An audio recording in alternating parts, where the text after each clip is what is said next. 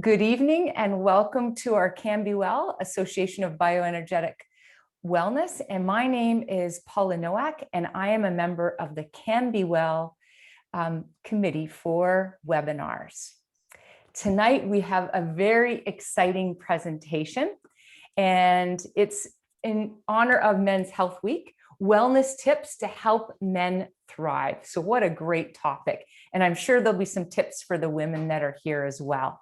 And we have presentations by two of our CanBeWell members, Webb and Dana Lubke.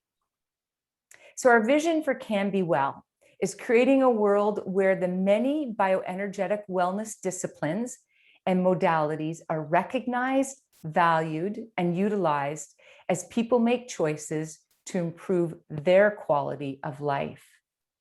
Our mission is, as champions of personal choice in health and wellness, our members work together, encouraging ongoing professional development in the field of bioenergetic wellness to better provide services and education to the public. And the theme this year is really about wellness being your choice and supporting you, your friends, your family, and colleagues in self-care and personal well-being in 2021. And you can choose from many things with CanBeWell: webinars, workshops, community outreach programs. Our membership supports many of our programs where we can connect, learn, and be an advocate for our health. And other outreach, you can see that we are involved in many aspects of social media, and we do have a member newsletter and also public blog posts. So check out CanBeWell on social media. And our presenters tonight are Webb and Dana Lubke. And here are their contact information, and we'll show that again at the end. And this will also be in the recording. And I'm going to stop share. All right. So tonight there's a typo in my email address. Okay. It said at gmail.com. Okay. And the Gmail should be swapped to the word Shaw, S-H-A-W. So Greg and Chris at shaw.ca. .ca. Okay. I will change that. So when it comes up at the end, we will have at shaw.ca. Sure. When we do that again. Thanks so much for catching that. All right. So let me just for the thousands of emails that are going to come in, they'll go to the right place. Right? Well, you never know, Greg. You never know, right? All right. Well, thanks, at this time, Thank you. So I'm going to introduce you first, Greg. So Greg, you're going to present first. Is that correct? It's going to be a conversation. We're just going to, we've got a bit of a presenting together. We're presenting together, yeah. Oh, okay. Then you know what? I'm going to do both of your bios at the same time. And then people can be putting questions in the chat or hanging on to those. So, Perfect. All right, hold on to your seat.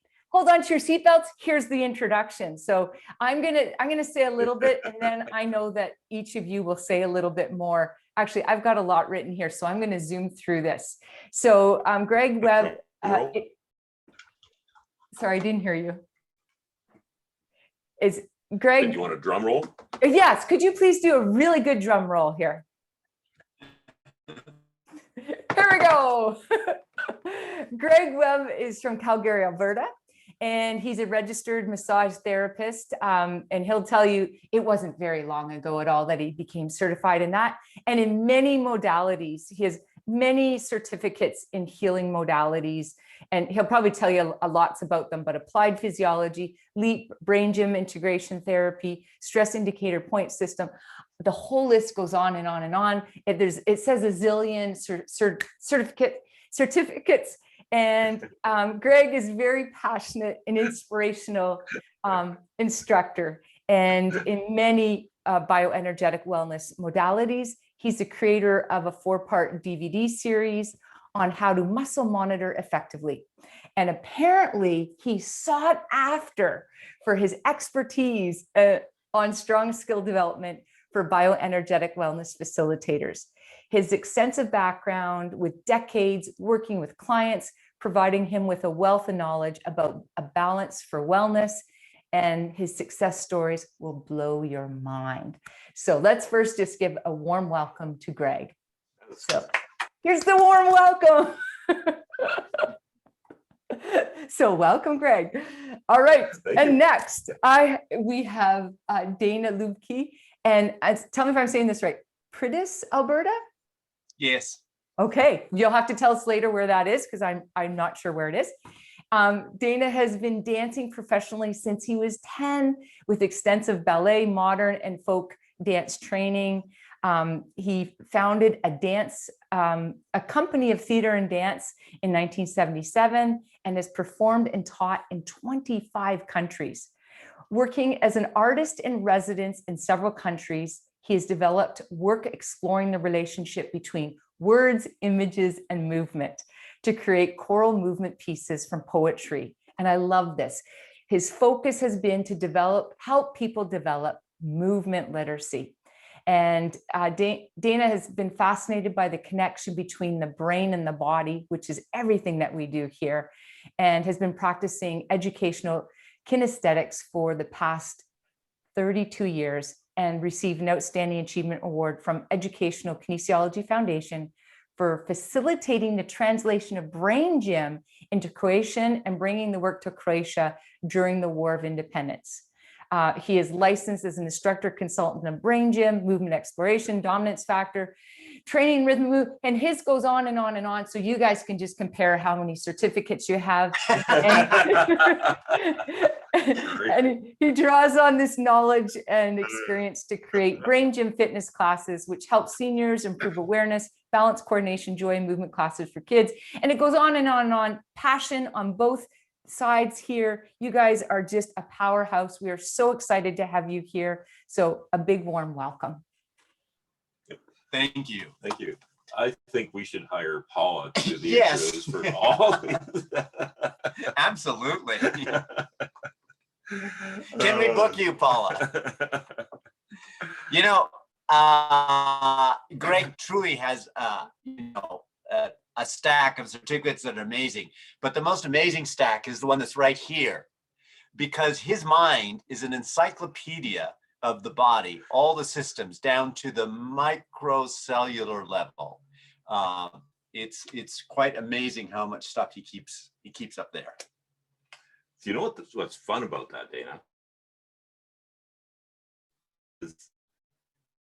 As a student of the human body, you sit in a classroom, you learn all kinds of fascinating things, and you get a book and you get a handout, and then that book sits on the shelf for decades, right? One of the things that I completely adore about the whole bioenergetic wellness approach aspect and what we do with muscle monitoring and inviting a conversation with the body, it opens up the communication between all the big parts, all the little parts, any tiny little segment, even the itsy bitsyest teeny little bit that does a very highly specialized job, but only with the help of many friends. All of that becomes available for conversation.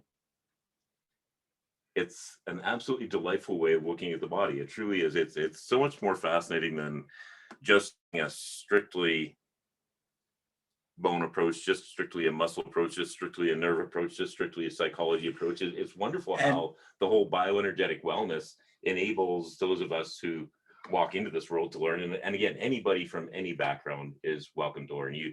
There's no special education or formal background required to take any of the classes other than just curiosity and a desire to learn.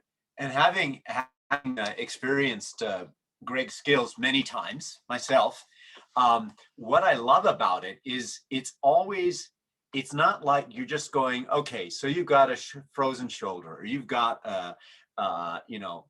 pain in the lower back. But the experience of working with bioenergetic wellness is not just going to see if somebody can fix the pain or stop the pain, or the discomfort, the lack of mobility, but you go on a journey because the body tells a story. Mm-hmm. And the skills of bioenergetic allow us to deepen our awareness of that story. And from what it tells us, we are then able to heal. Right. And that's so it's always a fascinating experience. I've often thought, but Greg is a very skilled massage therapist, and massage is wonderful. And I keep thinking as a dancer, oh gosh, it would be nice to have but it's much more fun to take a bioenergetic wellness excursion to find out what's going on, with my whole self. Which is a point that I really wanted to make about the bioenergetic wellness. Greg is probably I know Greg is probably more articulate at defining what bioenergetic wellness is in terms of men's health, but which is our subject tonight. So I'll ask you to answer that question. Okay. What is bioenergetic wellness? Because wellness? my thought just flew up Yeah, the sky. I totally get that. That happens right in the middle of sentences every now and again, doesn't it? Yeah. As you're talking about how nice it is to go for the case of my primary training is as a massage therapist, and how I became interested in this whole thing in the first place. One moment, please. I'm just going to adjust your skeleton, Philip. It looks like he's launching out of the top. So I'm just going to move him off the side. Oh, I'll do that for you. You do that? You continue. Okay. Yeah. Right. So how I got into how I became interested in this. Yeah, that's about good, Dan. Maybe back in just a little bit so he's not off screen. A little bit in. There we go. We don't want to exclude him. So that is our pet skeleton, Philip. And if you don't manage your stress, you'll end up looking like Philip. Yes, he did not practice bioenergetic wellness. However, he's a great help in my classes because he's divested himself of all his flesh, as you notice, so you can admire the architecture of the human body. That's one of my my passions. So one of the nice things about being born into life and all the experiences in a human form, we have tremendous opportunity for many experiences in life, and we also are gifted with a body which we need to take care of, which is called taking care of our health. So as a young boy growing up on a farm out in East Central Alberta near Coronation, my mother back in the 1960s had a way of finding people who were in that area, but did things of a non-traditional, outside of your typical doctor type format. And she would go see a variety of body workers. Some of them would have a cupboard full of vitamins of whatever was available in the 1960s. So that sort of became my picture of how you took care of yourself. Courtesy of jumping out of a grain truck at the ripe old age of 5. That started me on chiropractic, which helped, by the way. And then fast forward, get myself a geology ticket up in Edmonton, land down in Calgary with a job in the oil patch, thinking I'd made it to paradise. And well, moving from Coronation to Calgary, that's a big step up. But there I was with still a body to take care of. And the chiropractor that I was seeing when I moved to Calgary, Dr. Bob Haycock, was one of the early adopters. I knew him. Oh, he's a lovely man. Yes. Yeah, it's a lovely man. He had a footprint the size of the Jolly Green Giant on the city of Calgary. He really did, right? But he was one of the early adopters of applied kinesiology muscle monitoring. And applied kinesiology muscle monitoring is really, truly the foundational roots of any time you see any kind of muscle monitoring, muscle testing being done for any purpose, anywhere, by anybody. It's going to have its foundational roots from Dr. George Goodsard, who was practicing with his dad in their father and son chiropractic office in Detroit in the early 1960s. And George Jr. had already been in practice for about 15 years, looking for ways of balancing the musculature. So the whole premise of what we're working on comes from balancing the musculature so you have a better moving body. And one of the things that about that I love about it is muscle monitoring. The process of muscle monitoring is asking your body. It's not somebody saying, okay, Greg, I see that you're a weed whacker going on. Yeah. Get the door for the weed whacker. He'll be gone soon. Okay. All right. Greg, I see that your ankle is pronated, so I'm going to fix that. Okay. The process of muscle monitoring is, let's find out what your body is telling us about the imbalance in your body that's creating your foot. Why your foot is. Your body's going to tell us why your foot is pronated. And the answer comes from my body. And the answer comes from my body, not because The practitioner says. the practitioner says so. Yes. Right. Yeah. So the practitioner is there to help. There's almost like an what I think of as an educational element. My background is a brain gym practitioner, which is definitely a very educational model, but that whole idea of drawing out. But we do the same, I mean, because we work with each other and we both use that same process. It's drawing out the innate wisdom of our own bodies, rather than having somebody else's wisdom descend on us. Right. Yeah, I mentioned this quite a bit, or quite a bit, reasonably often to clients that I work with. And I remind them that it's not me as a practitioner telling them anything. It's their body's own internal knowing. And there's nobody knows more about your body than you do. Nobody knows more about my body than I do. And each of you who are watching this live, or you ever watch it at any point in time, there's no greater authority in the entire universe on your body than you. And your body knows everything about you, and it is doing its level best to keep you in a happy, healthy state of balance in spite of your imperfections, which we all have. And one of the wonderful things about studying various modalities of bioenergetic wellness is, I think, certainly in the areas that I practice, is there's a very powerful synergy that happens when you combine clear intention. What do you mean by clear intentions? Clear intention. So, okay. So old school, or maybe, medical model is, I hurt, fix me. Yes. Okay. Clear intention would be, I have a pain in my shoulder. I want to be able to move my shoulder freely. I want it to be strong, flexible, and pain-free. So when I come to Greg, that's the first thing we would find out. So that takes what my intention is. Like you're part of the process versus just showing up as a non-participant. Yeah, it's taking responsibility for your life, right? But that's a skill that it doesn't necessarily get taught in school. No. But it changed my life when I started studying. In this case, the first thing I studied was brain gym. And the combination of clear intention of movement with awareness, that creates a synergy that it can be very powerful. That's what sold me on this, because I could see as I worked with, I could experience first for myself, and then I made shifts.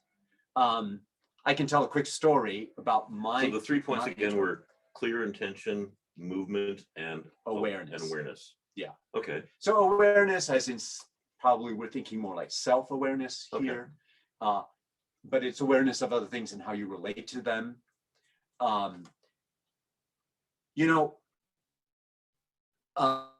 There are modalities like yoga certainly teaches movement with awareness. But I've been in yoga classes where there wasn't any work on creating necessarily clear intention, or people do their workout, right? Or they go to a fitness class. I've seen those fitness classes when I'm teaching, and there's a hell of a lot of movement going on, and that's good for your cardiovascular and everything else, and you may get stronger and everything. But the transformation that happens when there's a clear intention about exactly what the movement is doing and the purpose of the movement and what you want to achieve with it. And then the awareness of the skill with which you're doing the movement. Are you using just enough energy to do it well? Or are you using a sledgehammer to pound a nail? Right. So, what's wrong with using a sledgehammer to pound a nail? Because you get the job done faster. Because a lot of times men just want to put as much force as they possibly can in there, to push as hard as they can to get the job done faster. And how does the 3 points again? Give me the 3 points. Clear intention, movement, and awareness. And how does that? And also tell me how that ends up with a different result. So how is the right amount of effort important, and how is the different result at the end different? I'll tell you in terms of my own life. I'm now 67. I love No to dance. way. I want to keep dancing. but I don't have the energy I did when I was 20. Pretty close. How can I still do? Yeah, well, and then people tell me that. But why is that? Because I use my energy so much more effectively. 80% of our brain energy is used to keep our body in balance and move. That only leaves 20% for thinking, feeling, thoughts and emotions and the other stuff. Right. Because this is an amazing accomplishment to be standing on 2 little feet upright and walking and running and doing all the other amazing things that human beings can do. Think of the gymnasts and stuff, but just an ordinary person, an ordinary guy who's not specialized in a movement field is seeing 80% of that brain energy just to keep his body No kidding. functioning. Wow, that's a very interesting stat. I didn't know that one. Yeah. Huh. Yeah. So Then your question was right amount of energy. right. For the Okay. job, So what and then how happens? does the So 3 if you're points get using into a this different sledgehammer result? to pound that nail, Right. You're wasting energy that you could be using more creatively of other problems. Mhm. You can probably tell me more what the kind of buildup of muscles. I mean, everything has assets and liabilities. Mhm. So more muscles may make you stronger, but does it also create more tension in the body? You can tell me, does it create less From flexibility? my hands experience as a massage therapist, the more musculature the body has on it, most times the less range of motion and the more stiffness and Thank you, more that's right. congestion Yeah, there is. that's what I was looking for. I sense that in my body when I, because as a dancer and a kinesthetic person, that's sort of how I perceive these things. Is I feel what I see people moving, Right. and that's so. Yeah. So one of the things we talked about before about men, characteristics of men, is the kind of that they tend to focus on one kind of exercise. Favorite hobby, favorite sport, favorite activity. Yeah. Yeah. And that's what they do. Mhm. And just like we talked about, bioenergetic wellness is holistic. Well, maybe we didn't mention it too much, but we look at the health and the well-being of the whole system. It includes the structure, it includes nutrition, what we take into the body, the air we breathe, all the environment that we're in. It includes our emotions and how we process those. It includes this whole electrical system and the various layers of that you are very specialized in delineating and differentiating. And once again, when you work with all of those together, it creates a synergy, and more effective use of energy is possible then. So in terms of the kind of men tend to focus on one kind of exercise, and that's not necessarily exercising the whole person. No. And there's also an interesting emotional difference between the psychology of a team sport and individual sport, and or just simply getting out and playing at something. Mm-hmm. It's really interesting to see how that plays upon aspects of a person's life. And where this is coming from is myself working on a variety of people who have a variety of favorite sports that they like to get out to play. And those who play more of a one-on-one sport are more of it's just about me, right? And they're going to make sure that they win. And those who play a team sport is going to make sure that everybody wins, and they realize that they are just part of the organized effort. And it's interesting, but again, I'm going to digress into a little bit of emotions, because movement is a wonderful way of expressing emotion. We were just having a great conversation about expressing emotion. So let me chat for a little bit, and then I'll turn it back over to Dana. So the good Lord gave us the ability to experience emotions, and you've got emotion. We'll come back to that. But one of the things that's been absolutely proven is that I love the sound of that chime. Yeah. That's great. It's got a wonderful grandfather clock in the house. Well, that's our halfway point. Okay, there we go. That's gone quickly. One of the wonderful things about experiencing emotions, it gives us the opportunity to experience the richness of life.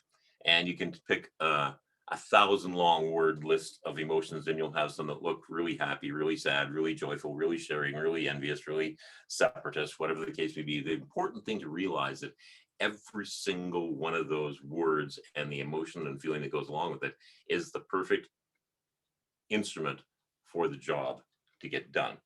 So emotions provide you the feeling of expression, which then allows you to do a movement, which then enables a certain thing in life to happen for you.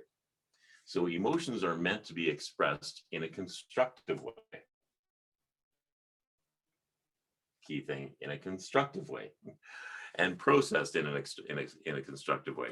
But one of the things that happens is every time you have a thought combined with a feeling, you are absolutely, without a shadow of doubt, producing chemistry internally in your body with a postal code.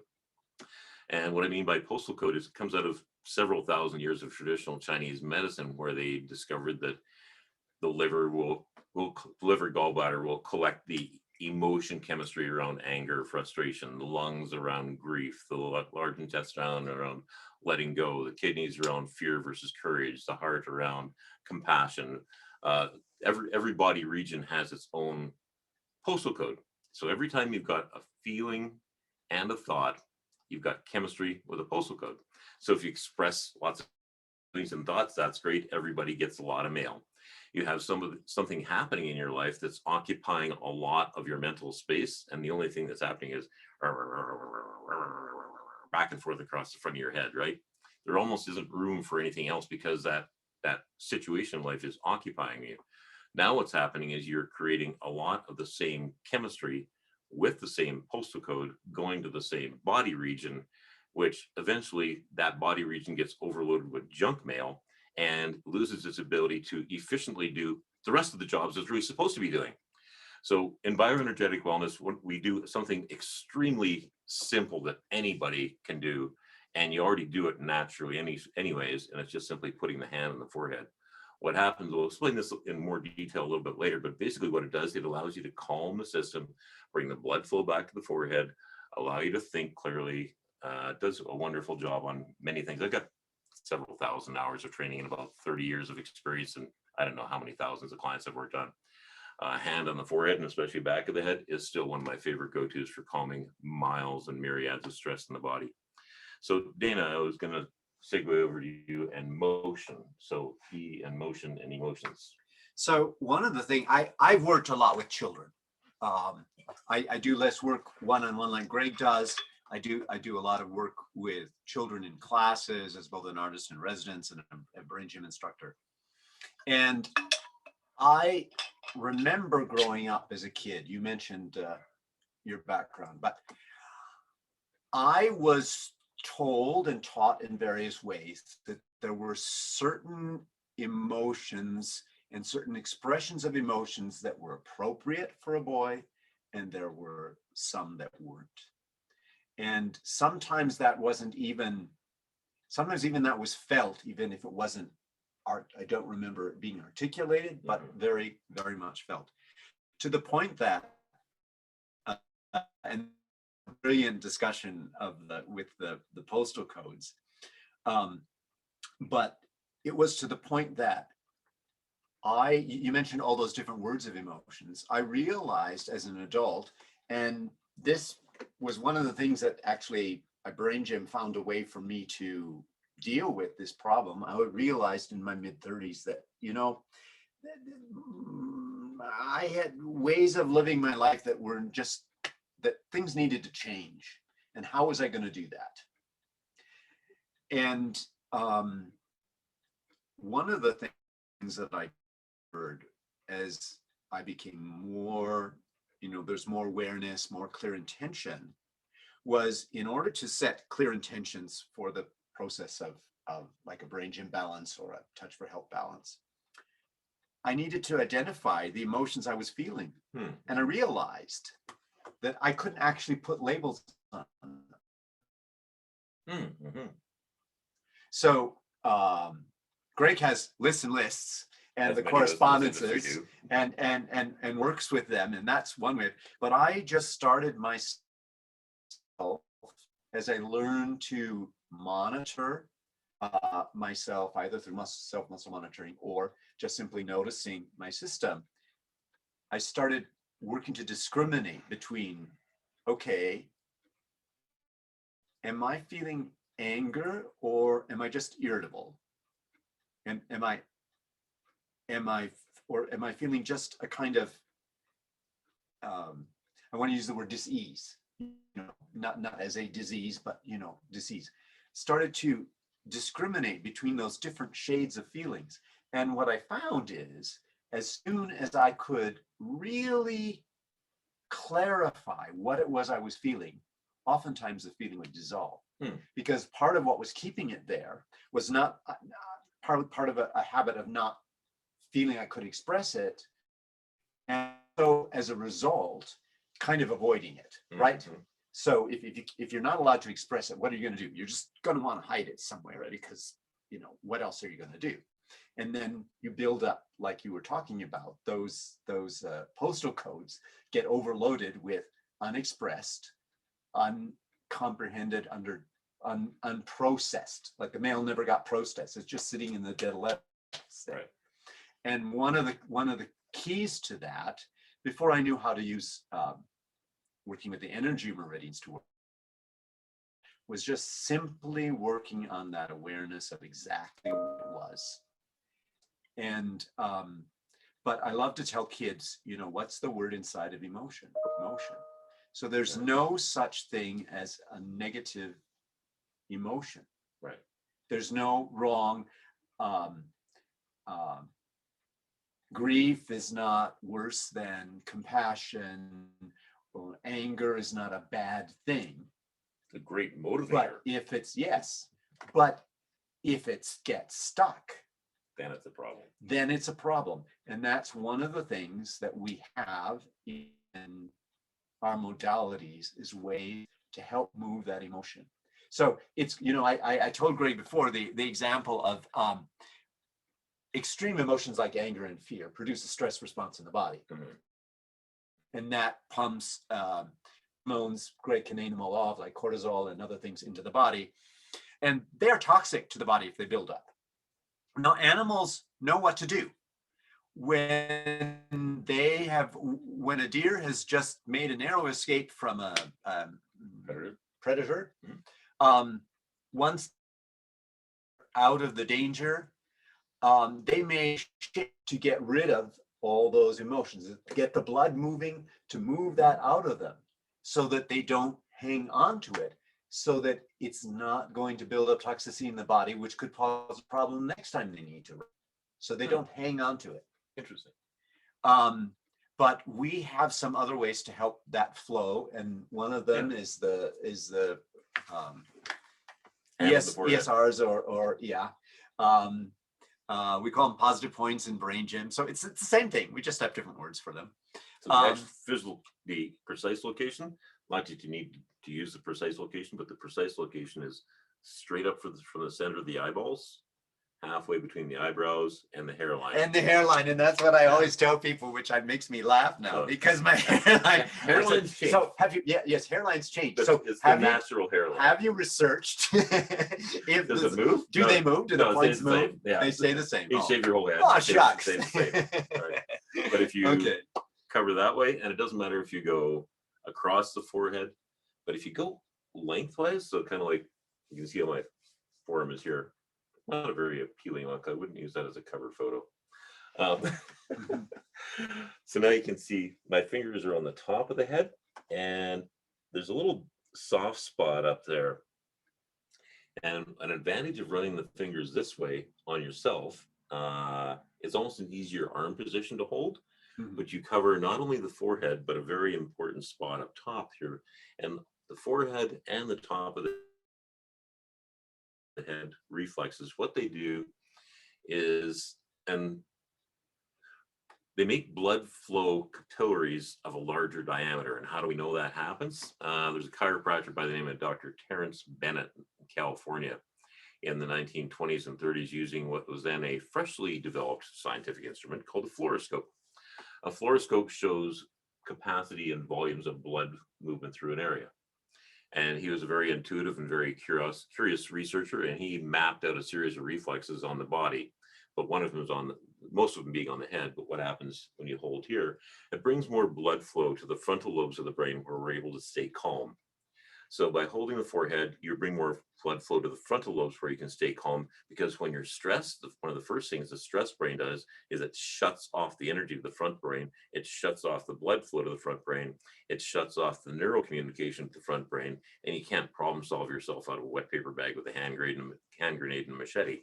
Where you're operating from under stress is primarily the emotional brain and survival brain, which are centered. So an easy way to calm not only your forebrain to allow yourself to problem solve again, allow yourself to breathe easy in a situation, to allow yourself to be able to see the solutions, is holding the head, but as well the back of the head. And it's pretty easy to do on yourself, but it's also a wonderful thing to do with a friend. So Dan, may I hold your head? Yes, yes. And then I'll show you another technique that you can use at the same time. This was a great to know how to do. Okay, right. This is a great thing to know how to do in school. So I'm going to teach hookups at the same time, Greg. Okay. Sure. And so just spin and on the back of the head like so. Right. So, and actually he's creating back there the cerebellum, which actually has the highest density of brain cells of any part of our body, because it's what keeps us back in camera. Okay. That part of our brain stores all our movement patterns, helps us to refine them, all of our ability to balance and do all that sort of stuff, which, as I said, takes 80% of our brain energy. So you're going to cross your ankles. I can't show you that. Okay, you're going to cross your ankles. And you can do this standing, sitting, or lying. It's a great way to get yourself ready for a nice sleep. So you can let go of those now. Go on. Okay. And then, okay, I need to do this facing the camera. Great. Okay. Arms out, thumbs up, thumbs down. Cross the same arm as you crossed your ankle on top. Lace your fingers together. Rest your hands on your sternum here. And you're going to breathe into your nose and out through your mouth. And when you breathe in through your nose, you're going to touch the tip of your tongue to the roof of your mouth. This kind of automatically goes there. Yes, usually. Mm-hmm. This is amazing with a class of 30 kindergarten kids, to be able to get 30 kindergarten kids to for a few minutes until they all stop fidgeting and are totally quiet. So if you're watching, do this with us right now. Yes. So cross your ankles. Whoops. You get general There idea. you go. Yeah. Cross your ankles once again. Thumbs up, thumbs down, cross, lace your fingers together, rest your hands on your sternum. That tip of the tongue to the roof of your mouth is really important, because we're completing a circuit. Wouldn't you say that? It's like Very much so, completing a yes. circuit from your central meridian, that is one of the extraordinary meridians that runs up the front of the body, an energy meridian from Chinese medicine, and the governing meridian, which runs up the back. And they meet, they come one up to here, one down to here, and then our tongue creates the connection. That flow of energy really helps us to process emotions. And yeah, this is really, really, really, really useful. Another cool thing that happens from breathing in through nose is when you exhale, just allow the air to escape through your lips. What you inadvertently, without really planning to do, is you end up forcing the nervous system into a calm state. It doesn't have a choice but to go into a calm state if you breathe in through nose and out through mouth. And part of the reason for that is when you inhale through the nose and exhale through the mouth, you end up with a slightly longer exhale compared to the length of time for inhale. And a slightly longer exhale compared to the length of time for inhale establishes the relaxed tone state in the nervous system that runs your internal organs and glands and your brain function. The relaxed state is called a parasympathetic state. The stressed state is called a sympathetic state and or fight flight. The parasympathetic, the relaxed state, is more the rest, digest, and heal. parasympathetic, the relaxed state, also allows for communication between the various hemispheres of the brain, the left, right, the front, back, the top, bottom. Yeah. A stress state closes the doors and throws a padlock on the door of interhemispherical communication and gives you the ability, a stress state gives you the ability to survive a situation and react as if your survival response depends upon it. And most often in a way of, I will win, even if I hurt you, I will win, is oftentimes what a stress state. And it's totally reflexive. Yeah. Our behavior at those times are totally reflexive. So when people say when they were under stress, I didn't hear you, or I didn't see it. I don't know if some of you have had that experience, noticed in a situation where you're really upset. Oh, yes. So you can switch. Many people like to always switch when you do this. Hopefully, I mean, we're really busy talking, but hopefully if you're just focusing on your breathing, you might notice some change in your body. You might notice some change in your muscle tension, your breathing. I feel more relaxed. I wish I had remembered to do this. Yeah, I wish I'd remembered to ask before. When I teach this properly in a class, I always ask people to notice what is your body sensation like? What are tensions, any tensions in your body? Your breathing like? What are you feeling right now, as in emotionally? And then a friend of mine introduced me to this. What are the fish in the fishbowl in the top of your brain doing? Are they swimming madly around, or are they floating lazily through the water, swimming lazily through the water? Or, you know, are they swimming in formation? Just what are those goldfish doing up there? And then notice what they do after you've done hookups for a bit. It's also a great way to get yourself ready to sleep at night. Mm-hmm. I mean, I've fallen asleep like this, you know, and just eventually my arms come apart. There's a second part to hook up. In case it's Oh, don't yeah. go through your elbows and shoulders, you Yeah. can just simply have your fingers interlocked and rest your hands on your thighs as well. Yeah. And there's a second part to hookups. Doesn't usually happen if I do it in bed at night, but that is to simply bring your fingertips together. There are a couple of reasons for this. I always see things as metaphors because I'm not the scientist that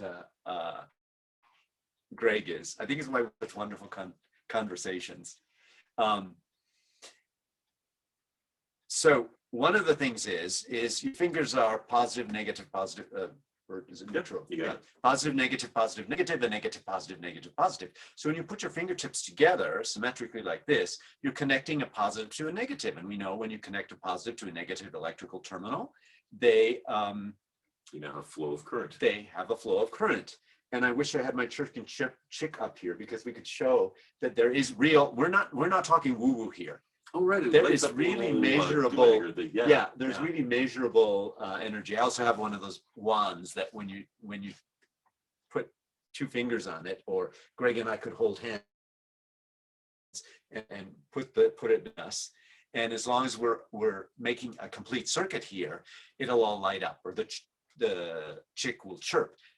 We have enough voltage in our body to do that. It's quite wonderful. So this is the second part of hookup. Under for that one. The other, okay. See what I told you?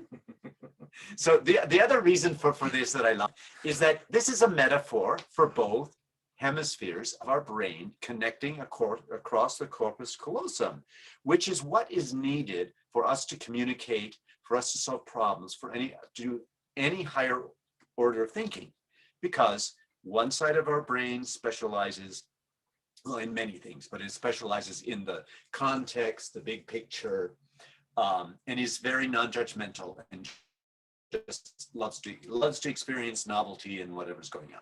And the other side of our brain has all of our language abilities, all of our analytical abilities, and likes to be ordered and judge things, and is sometimes referred to as the logic hemisphere.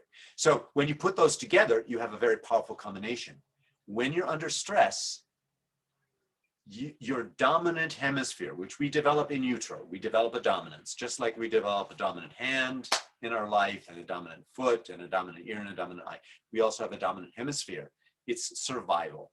So when I mentioned that, you know, under this state that Greg was talking about, when under the fight, flight, survival mode.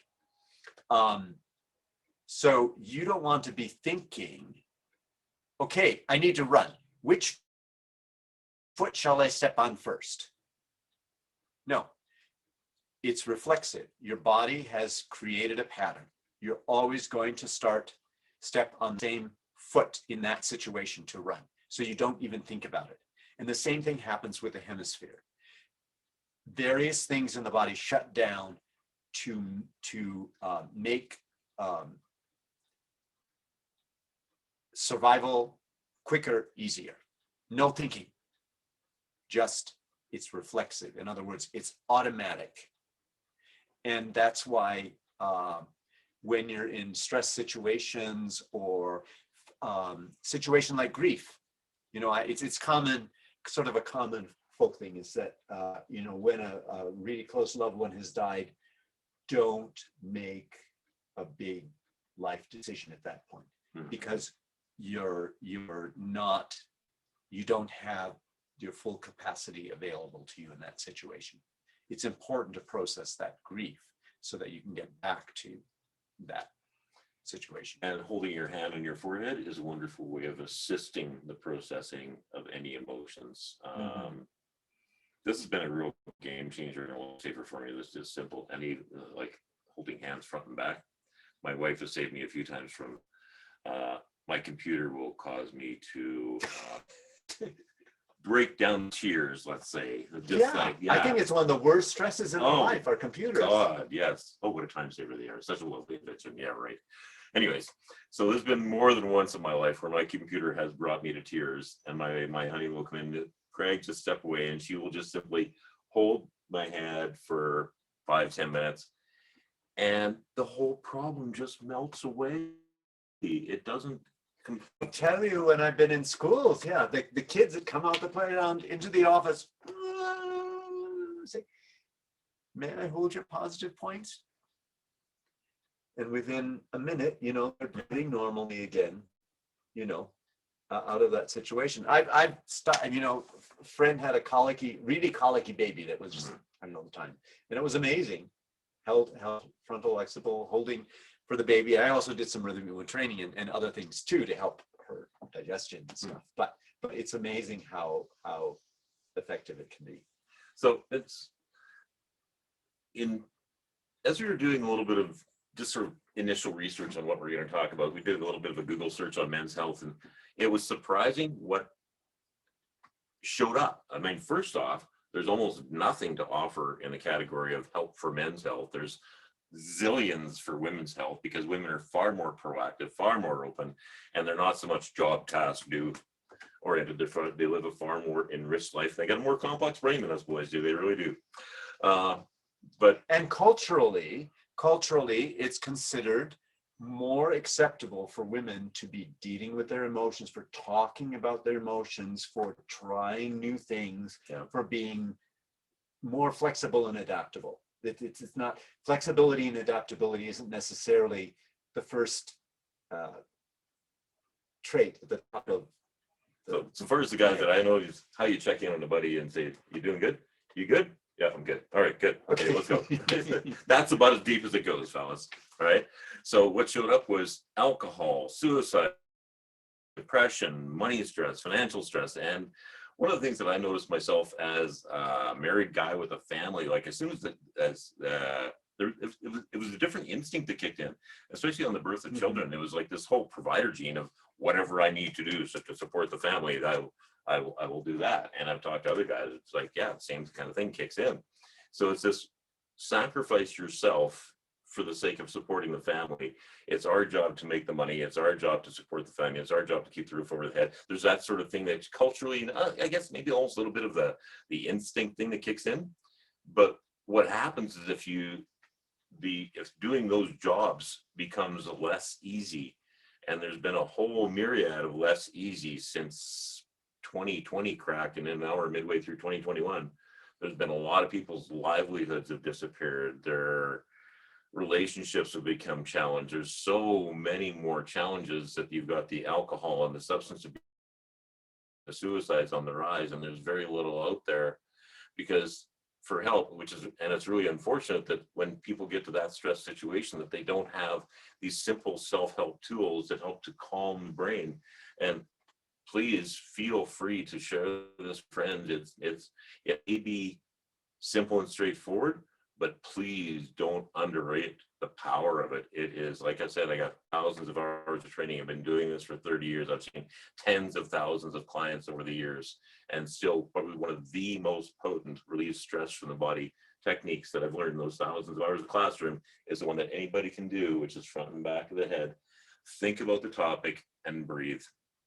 And if it's not convenient for you to hold your forehead, there's a variety of places where you can contact the palm of the hand to calm. And another one is just simply right here, just below the bottom of the sternum. There's acupuncture points right here, which relate specific to our high response survival limbic pack animal emotions. So one of the things that I like to do, this is actually an article that I wrote in the CanBeWell newsletter. So when you're a member of the Canadian Association of Bioenergetic Wellness, you get a member newsletter. But as well, there's a public newsletter. You can go to canbewell.org. So www.canbewell.org. And well, have a look in there. But there's a article that I wrote in the February 2021 issue, how to stay calm in the dental chair. Because oftentimes the dental chair is like that, right? But how to stay calm in the dental chair is really how to stay calm in any given situation. So oftentimes we'll interlock our fingers and set them on our tummy. What that inadvertently does is just kind of like having a big pot of soup and a spoon, and you just keep stirring the spoon. Right? So instead of interlocking fingers like so, interlock thumb and pinky, put the center of the palm of your bottom hand on your belly button.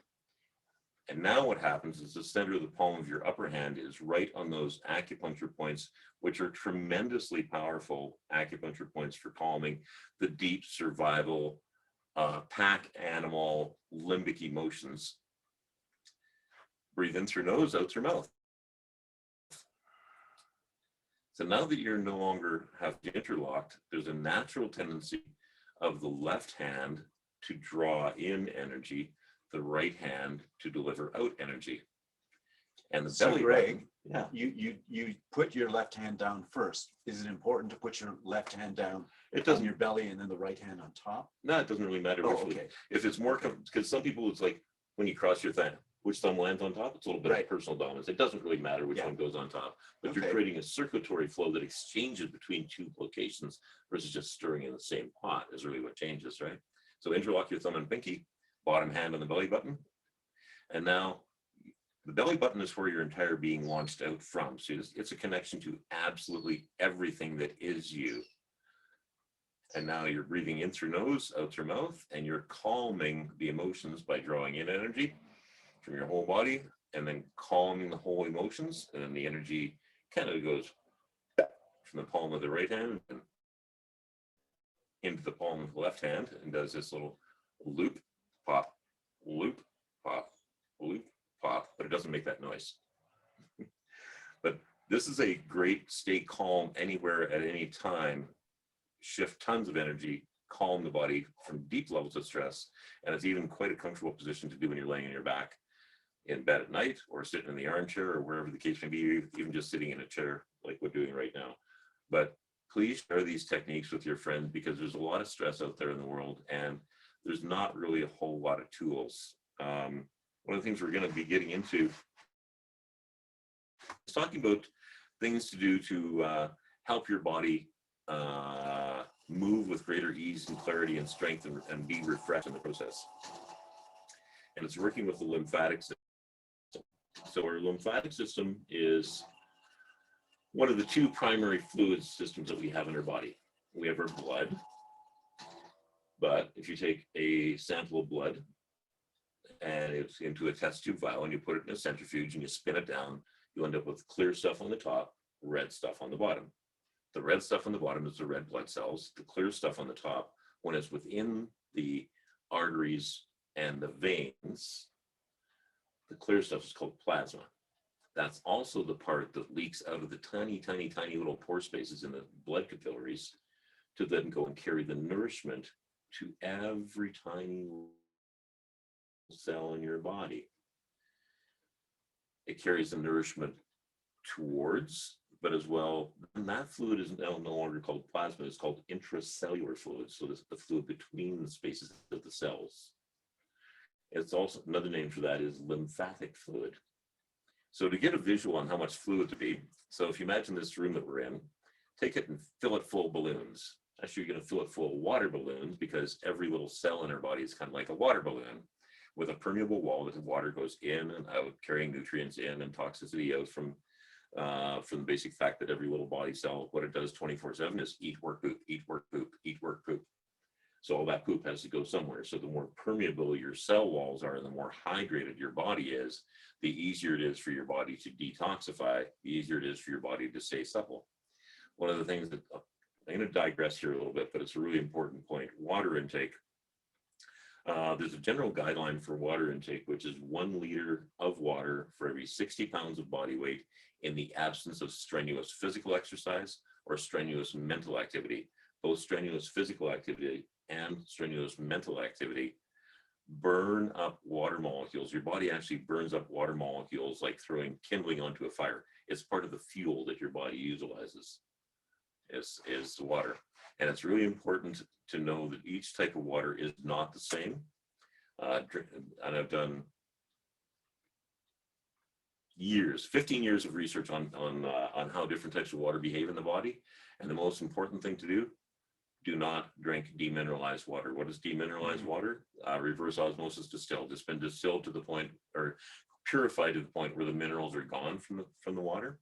And what I've found absolutely constant and consistent is if you drink demineralized water, you will dehydrate the body. So what we're going to move into is working lymphatic reflexes. And lymphatic reflexes, what they do is they expand the diameter. Sorry to interrupt you, Greg. Yeah. Greg, we're actually at 8 o'clock, so we have about 2 minutes left. The time has flown. You're a big tease. You said up to 3 hours. Yeah. This is going to be the quickest 3 hours and 2 minutes. Good luck. Okay. So let's show you the lymphatics, because this is a really important, this is one of my favorite things to do if I'm out and active, because you'll do a certain amount of activity and then you'll go, well, you know what, my muscles feel a little bit tired.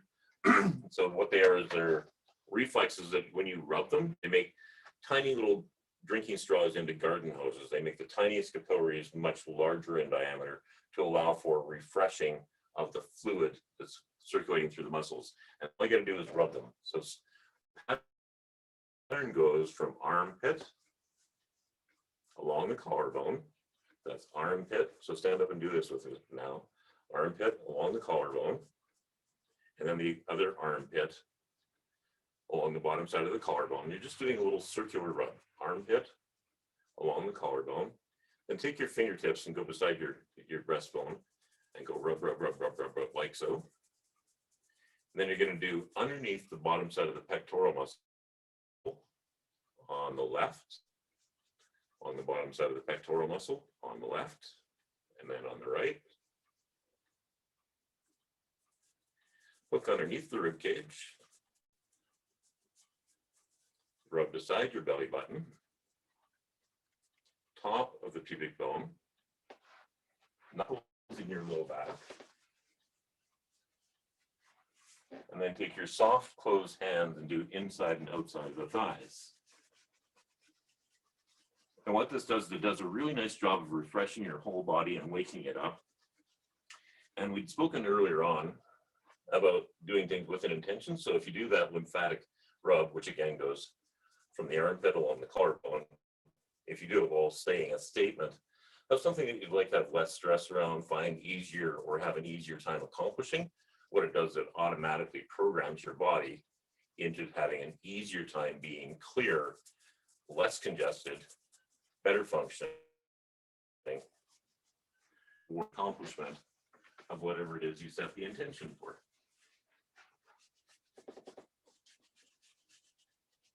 These are reflexes that come out of osteopathy. They are designed to help organs as well as muscles have better circulation, but it's a way of giving yourself a really nice little energy boost, but as well shedding the toxicity. We've spent quite a bit of time talking about emotions. So if you're looking for a way of creating an opportunity for your body to not only be calm, but to allow for the shedding of the fluids which have been collecting the postal code junk mail, the lymphatic reflexes allow for that, and then follow it up with a nice hearty drink of water. Thanks, Paula. How was that? Was that a good 2 minutes? That was a great. We could go for another couple hours. I just found everything that you had to say was so applicable to both men and women, so helpful. I just have to know, what emotion is Philip experiencing right now? Philip the skeleton? Together. We have a problem, you see, because he didn't practice bioenergetic wellness. He has no muscles left, so we can't do any muscle monitoring to find out. Maybe you could just So hold, everybody, learn bioenergetic wellness. Yes. hold his points, hold his points. I'd like to think that he's experiencing being included and togetherness. Oh, we're so appreciative. You two have so much to Thanks, Paul. offer, so many, wonderful skills to share with us. And we're just very appreciative that you were able to be with us tonight. So thank you both. You're very welcome. Super. Thank you for the And opportunity. if anyone has any questions, I know we've gone a little bit over time. If anyone has any questions, please feel free to ask them now. And I'm sure that they would love to answer them. Yeah. All right, well, I don't see any questions coming. Maybe a few people will stay at the end if they'd like to ask a few more questions. I'd just like to put up the information again. So I'm going to share screen for a moment.